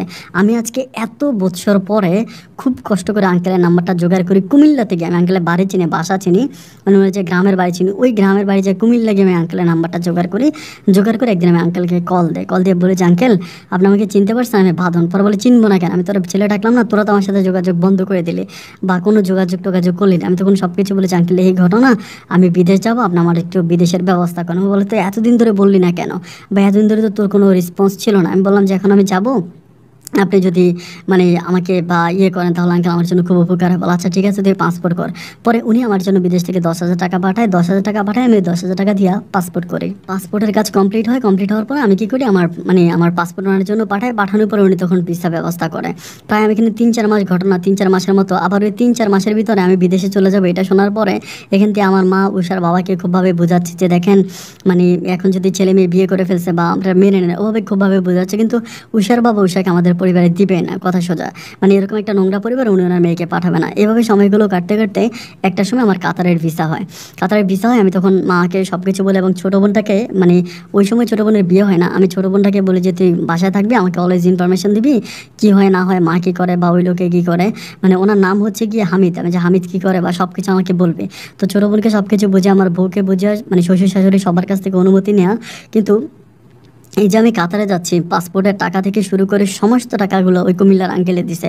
মানে একটা টাকা আমার ব্যক্তিগত টাকা না, বা আমার পরিবারে কেউ দেয় নাই। এরপরে যাই হোক আমি কাতারে যাই। কাতারে যাওয়ার পর আমাকে যে কাজের কথা বলে নেওয়া হয় সব ওই কাজটাই দেয় একটা হোটেলে। একটা হোটেল হচ্ছে টেবিল বয় হিসাবে কাজ করে। টেবিল বয় হচ্ছে টেবিল পরিষ্কার করা আর কি, খাবার হোটেল রেস্টুরেন্ট ছিল। তো ওখানে কাজ করতেছে, আলহামদুলিল্লাহ আমার দিনগুলো আস্তে আস্তে ভালোই কাটতেছে। আমি তখন উষার জন্য টাকা পাঠাচ্ছি, উষার আব্বা আম্মা সবার জন্য টাকা পাঠাচ্ছি, আমার বোনের জন্য, মায়ের জন্য। মানে তখন সকাল মানে আমার ইনকাম অনেক ভালো ছিল, মানে খুব ভালো টাকায় বেতন পাইতাম। তো এই জন্য সবাই অনেক খুশি, মানে আমি টাকা পয়সা পাঠাচ্ছি, আমার টাকায় পুরো পরিবার চলতেছে। একটা সময় উষাও তখন আমার আব্বা আমার কথা মতো, আমার মানে আমার মায়ের কথা মতো উষা তখন আমাদের বাসায় চলে যায়। উষার বাবা মা তখন রাজি হয়। রাজি হওয়ার পর উষাকে আমাদের বাসায় পাঠাই দিয়ে উষা আমাদের বাসায় থাকতেছে। তো আর কোনো প্রবলেম নেই, ওভাবেই চলতেছে। এভাবে প্রায় 1.5 বছরের মতো কেটে যায়। মানে 1.5 বছর উষা আমাদের বাসায় থাকে, আমি বিদেশ করতেছি, খুব প্রবলেম, মানে কোনো প্রবলেম নাই। এভাবে 1.5 বছর পরে আমার ওই বোনটার কিন্তু ওই সময় বিয়ে হচ্ছিল না, তো অনেক বয়স হয়ে গেছে, ওর বিয়ে হচ্ছিল না। আমি কিন্তু মানে অনেক ছেলে খুঁজতেছি, প্রয়োজনে যৌতুক দিয়ে হলে ওকে বিয়ে দেবো, কিন্তু ওরকম কোনো ছেলে পাচ্ছি না। তো সময়টা কাটতে কাটতে একদিন আমার ছোটো বোন আমাকে বলতেছে যে ভাইয়া তোমাকে একটা কথা বলি, তুমি হচ্ছে উষাপুকে এই মানে আমাদের পরিবারে না রাখা উষাপুকে তুমি তোমাদের মানে ইয়েতে রাখো, কি বলে মানে উষাপুদের বাড়িতে রাখো, এরকম করে বলো, মানে ভাবিদের বাড়িতে ভাবিকে রাখো। তো আমার বোন যখন আমাকে এই কথা বলে আমি তখন খুব অবাক হয়ে জিজ্ঞেস করি যে কেন। আমার বোন তখন বলতেছে সব কেন রিপ্লাই তোমাকে দিতে পারবো না, তোমাকে যেটা বলছি তুমি সেটাই করো। আমি তখন বললাম যে আচ্ছা ঠিক আছে, তোর কথা আমি বুঝলাম, কিন্তু এখানে ভাষায় কোনো প্রবলেম, আজকে 1.5 বছর ধরে আছে, কোনো প্রবলেম তো না। আমার বোন বলে না ঠিক আছে, তুমি যেটা ভালো মনে করো সেটাই করো। আমাকে এই কথা বলে ও আর কিছু বলে না। যাক, এরপরে এভাবে কাটতেছে। আমি কিন্তু উষার সাথে অলওয়েজ কথা বলি যে তোমার কোনো প্রবলেম কিনা, কেউ তোমাকে কিছু বলে কিনা, বা বা কোনো সমস্যা কিনা, মাকে যে বলে না ওকে কোনো প্রবলেম না, ও কোনো কিছুই বলে না। তো আমি কী করি, আমার মাকে কিন্তু আমি অতটা বিশ্বাস করি না, যেহেতু মা এরকম একটা অঘটন ঘটাইছে। আর ছোটো বোনের বিয়ে হয়ে যাবে, ছোটো বোনকেও আমি এরকম করে দেখি না। আমার মানে ইনকামের প্রায় সমস্ত টাকাগুলো আমি উষার মোবাইলে মানে উষার অ্যাকাউন্টে পাঠাই। উষার নামে উষার বাবা একটা অ্যাকাউন্ট করে, আমি তখন ওই অ্যাকাউন্টে টাকা পাঠাই। আবার উষার বাবার কাছে আমি টাকা দেয়, আমার মায়ের কাছেও দিই, আমার বোনের কাছেও দিই না, ওদের কাছে টাকা পয়সা দিই। কারণ আমার গার্ডিয়ান বলতে তো ওরা ছাড়া তো আমার আর কোনো গার্ডিয়ান নাই। আর সবচেয়ে বড় গার্ডিয়ান যে উনি তো ওই আমার কাতারে আমার সাথে আছে, আমার আঙ্কেল, উনি তো আমার সাথে আছে। যাই হোক, এভাবে সময়গুলো কাটতে কাটতে আরও প্রায় এখানে 1 বছরের মতো কেটে যায়। আর 1 বছর পরে আমি দেখি যে আমার বউ কেমন যেন একটু পরিবর্তন হয়ে গেছে। পরিবর্তন এরকম, রাতের বেলায় মাঝে মাঝে তার মোবাইল বন্ধ থাকে, মানে রাতে রাতে মোবাইল বন্ধ থাকে, কল দিলে লাইন পাই না, বন্ধ করে রাখে, ওই রকম অবস্থা। আমি তখন আমার বোনকে বলি, আমার বোন তখন আর কোনো রিপ্লাই করে না। মানে আগে আগে আমাকে বলতো যে ভাবিকে এখানে রাখো না, এটা বলে, এখন আর এটাও বলে না। কী হলো কোনো কিছুই বুঝতে পারতেছি না। এভাবে দিন আর রাতগুলো কাটতেছে। আমার ভিতরে তখন কেমন ছিল একটা কষ্ট হচ্ছে আর কি। ওই সময় আমার আঙ্কেলকে বলি, আমার যিনি আমাকে কাতারে নিয়ে গেছে, ওনাকে বলি যে আঙ্কেল আমি তো বুঝতে পারতেছি না কেন যেন আমার ভিতরে খুব কষ্ট লাগতেছে, মানে বিয়ে করলাম, বউটাকে এভাবে রেখে আসলাম, খুব খারাপ লাগতেছে ওনাকে। উনি তখন বলে তাই তুমি দেশে যাও। তখন কিন্তু 2.5 বছর হয়ে গেছে, এটা 2.5 বছরের পরের ঘটনা। আমাকে বলে তুমি দেশে যাও, দেশে গিয়ে প্রয়োজনে 2-3 মাস থাইকে আসো, দেন ভালো লাগবে। আমি তখন বলি যে আমার কাছে তো ওরকম টাকা পয়সাও নাই, আমি টাকা পয়সা কোথায় পাবো। উনি বলে প্রবলেম নাই, টাকা আমি দেবো। এরপরে উনি ওনার কাছ থেকে আমাকে কিছু টাকা দেয়, এবং আমার যে জমানো কিছু টাকা আছে আর বাকি টাকা তো আমার বউর অ্যাকাউন্টে আছে। ওইটা নিয়ে আমি তখন আমার বউ উষাকে ফোন করে বলি যে উষা আমি হচ্ছে মানে আসতেছি, আমি আসবো, অমুক দিন আসবো। আমি একটা ডেটও ফিক্সড করে টিকিট কাটি, ওই দিন আমি আসবো। উষাকে ফোন করে বলি, উষা তখন আমাকে বলে আচ্ছা ঠিক আছে, আমরা এয়ারপোর্টে যাবো তোমাকে রিসিভ করার জন্য। যাই হোক, আলহামদুলিল্লাহ সব কিছু ঠিকঠাক, এবং ওই ডেটে আমার ফ্লাইটও হয়। আমি তখন বাংলাদেশ বিমানে করে বাংলাদেশ বিমানবন্দরে নামার পরে এয়ারপোর্ট থেকে বের হই। এয়ারপোর্ট থেকে বের হওয়ার পর আমি দেখতে পাই যে আমার ছোটো বোন আমাকে রিসিভ করার জন্য আসছে, এবং সাথে আমার হচ্ছে একটা মামা, আমার ছোটো মামা। তো আমি বললাম যে কী ব্যাপার, উষা আসে নাই? পরে বলে তুমি বাসায় চলো, ভাবি বাসায় আছে, এটা আমাকে বলে। কেন আসে নাই? পরে বলো শরীর খারাপ লাগছে। আমি ওকে কল দিই, পরে বলে কল দেওয়ার দরকার নাই, তুমি বাসায় আসো, বাসায় গেলে তুমি কথা বলতে পারবে। আমি পরে বাসায় যাই। বাসায় যাওয়ার পরে আমি বাসায় গিয়ে আর উষাকে দেখি না, বাসায় উষাকে দেখি না। না দেখার পর আমি আমার বোনকে বলতেছি কি রে উষা কোথায়, উষাকে তো দেখা যাচ্ছে না। আমার বোন বলতেছে যে আসে তো, মানে প্রবলেম নাই, তুমি রেস্ট হও, ফ্রেশ হও। 1 ঘন্টা কেটে গেল, আমি রেস্ট হলাম, ফ্রেশ হলাম, কিন্তু আমার মানে উষাকে দেখতে পাচ্ছি না। পরে আমার ভিতরে খুব রাগ লাগে, মানে প্রচণ্ড রকমের রাগ লাগে। আমি বোনকে বলতেছি কি রে, মানে তুই কি আমার সাথে নাটক করতেছিস, নাটক পাইছিস? পরে বলে না ভাইয়া নাটক কেন। আমি তখন আমার বোনের মানে একরকম একটা থাপ্পড় দিয়ে বসে, থাপ্পড় দিয়ে বলছে যে উষা কই। যখন থাপ্পড় দিয়ে বসে তখনই আমার মানে পিছন থেকে আমার মা আসে। এতক্ষণ পর্যন্ত আমি মাকে দেখি নাই। মা আসে, মা আসার পর মা আমাকে বলতেছে কি রে ওরে মারলি কেন। আমি বললাম মা তুমি কেমন আছো, তুমি আমার এয়ারপোর্টে রিসিভ করতে গেলা না, উষাকে দেখতে পাচ্ছি না। তারপরে এই মানে ও ও ও বলতেছে উষা কেন সেখানে। পরে মা আমাকে বলে তুই ওরে মারলি কেন, এটা বল। মানে মা বারবার রিপিট করে আমাকে একটা কথা বলে ওকে মারলি কেন। আমি তখন বললাম যে তো উষা কোথায়, ও আমাকে বলছে। পরে আমাকে বলে যে তুই এরকম একটা বরজাত মেয়েকে বিয়ে করলি কেন। ডাইরেক্ট আমাকে মা এটা বলতেছে। আমি বললাম যে বরজাত মেয়ে মানে তোমরা এগুলো কী বলতেছো। আমি কিন্তু মাত্র মানে আমি বিদেশ থেকে মানে কয়েক ঘন্টার মধ্যে এই ঘটনাগুলো। আমি তখন বললো যে মা এটা তুমি কি বলতেছো?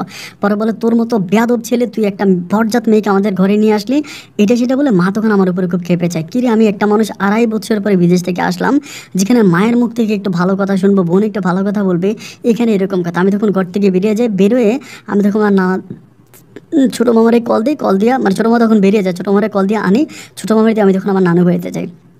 নানু বাড়ি থেকে আমি নানু বাড়িতে যাই, আমার নানুমণিকে জিজ্ঞেস করি যে নানুমণি আমার বউ কোথায়? উষাকে আমি পাচ্ছি না, উষার মোবাইলে বন্ধ, মা বলে এরকম, বোন বলে এরকম। তখন আমার নানুমণি আমাকে বলতেছে উষা নাকি আমার যে সৎ বাবা হামিদ ছিল, হামিদের সাথে পালায়ে গেছে।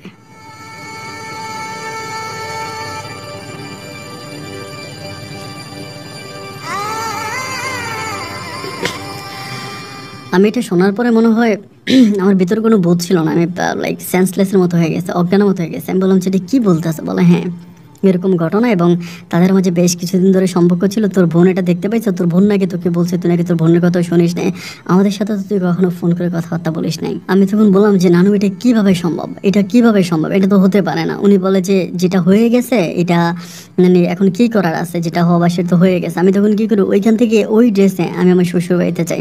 শ্বশুরবাড়িতে যাওয়ার পর দেখি যে আমার শাশুড়ি মানে বাসায় আছে, ওনারা তখন হচ্ছে ওনাদের বাড়িতে উঠে গেছে, যে বাড়িটা ওনারা বানাইছে নতুন এই বাড়িতে উঠছে।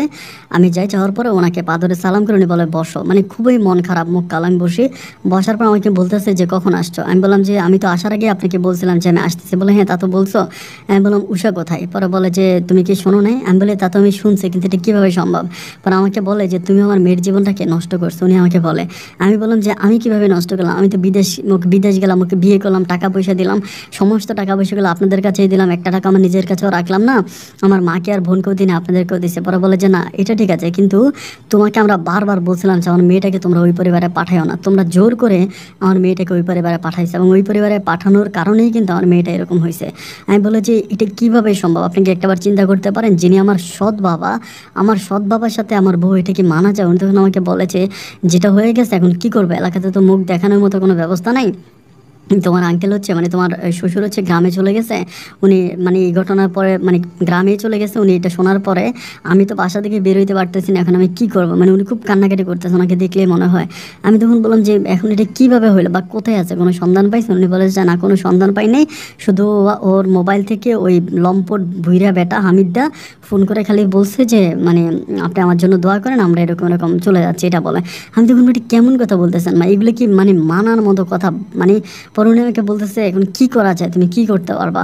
আমি কি করতে পারি? আমি বললাম যে আমি থানাতে যাবো, মামলা করবো। উনি বলে মানে মানুষ তো কম হাসাও নাই, এবার অ্যাটলিস্ট একটু বন্ধ করো। আমি তখন বললাম যে আপনি কি বলতেছেন, আমি কি বন্ধ করবো? আমার বন্ধ করার কি আছে? আমি এগুলো কীভাবে সহ্য করবো? এগুলো কি সহ্য করার মতো কথা? আপনি আমাকে বলেন। উনি তখন বলতেছে যে কি করার আছে, আমি তো মানে কোনো রাস্তা খুঁজে পাচ্ছি না, কী করা যায়? আমি তখন বললাম যে না এটা হতে পারে না, অ্যাটলিস্ট আমার সাথে এটা এটা এটা এটা আমি মেনে নিতে পারি না, আমি এটার একটা সুরাহা করবো, এটা বলে আমি তখন ওখান থেকে খুব রাগারাগি করে বের হওয়ার পর আমি দেন হচ্ছে আমার নানু বাড়িতে আবারও যাই, ছোটো মামাকে বলি। ছোটো মামা তখন কোনো কথা বলে না, বাসায় যাই।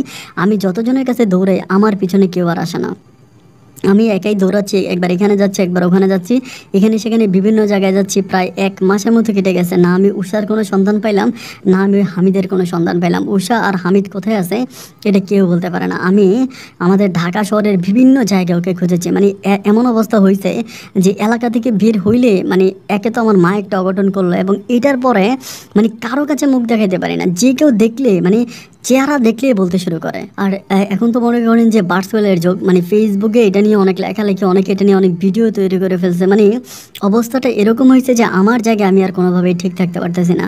প্রায় 1 বছরের মতো পাগলা কুত্তার মতো আমি আমার বউকেও খুঁজলাম, হামিদকেও খুঁজলাম, আমার বউ আর হামিদ কাউকে পাইলাম না। আমার যে কাতারের ভিসা ছিল আমার ভিসাটাও ক্যান্সেল হয়ে গেল, আমি 2 মাসের ছুটি নিয়ে আসছিলাম, আমি আর না যাওয়া আমার ভিসাটাও ক্যান্সেল হয়ে গেল, একদম পাগলের মতো হয়ে গেছে।